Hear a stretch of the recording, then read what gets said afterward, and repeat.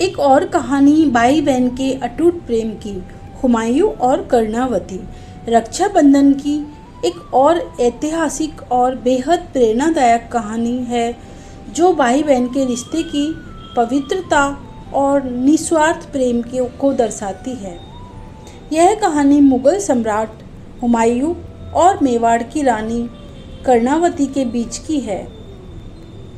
आज से लगभग 500 साल पहले 16वीं शताब्दी में चित्तौड़ पर रानी कर्णावती का शासन था। वह एक वीर और स्वाभिमानी राजपूत रानी थी। इसी दौरान गुजरात के बहादुर शाह ने चित्तौड़ पर आक्रमण कर दिया। रानी कर्णावती ने अपनी पूरी शक्ति से मुकाबला किया, लेकिन बहादुर शाह की सेना बहुत विशाल और शक्तिशाली थी। जब रानी कर्णावती को लगा कि उनकी सेना और संसाधन कम पड़ रहे हैं और चित्तौड़ का पतन निश्चित है, तो उन्होंने एक अनोखा निर्णय लिया।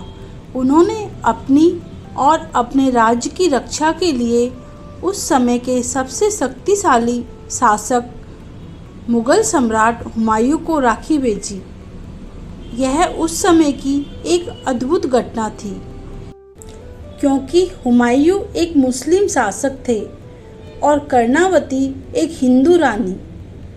राखी का महत्व यह था कि एक बहन अपने भाई से रक्षा का वचन लेती है, भले ही वे किसी भी धर्म या पृष्ठभूमि के हो। जब हुमायूं को रानी कर्णावती की भेजी हुई राखी और उसके साथ भेजा गया संदेश मिला, तो वह अत्यंत भावुक हो गए।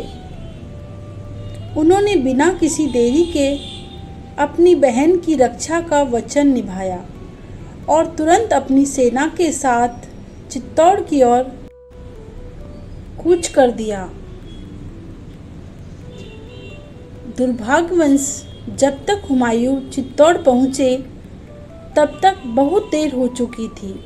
रानी कर्णावती और अन्य राजपूत महिलाओं ने अपनी आन बान शान बचाने के लिए जौहर सामूहिक आत्मदाह कर लिया था, ताकि वे शत्रुओं के हाथों अपमानित न हो। राजा विक्रमादित्य, रानी कर्णावती के पुत्र और अन्य सैनिकों ने साका अंतिम युद्ध में वीरगति प्राप्त की। हुमायूं यह सुनकर बहुत दुखी हुए।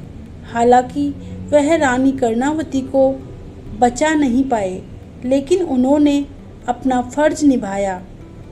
उन्होंने बहादुर शाह को पराजित किया और चित्तौड़ पर पुनः अधिकार कर लिया। बाद में उन्होंने चित्तौड़ को रानी कर्णावती के पुत्र विक्रमादित्य के बड़े भाई उदय सिंह द्वितीय को सौंप दिया गया।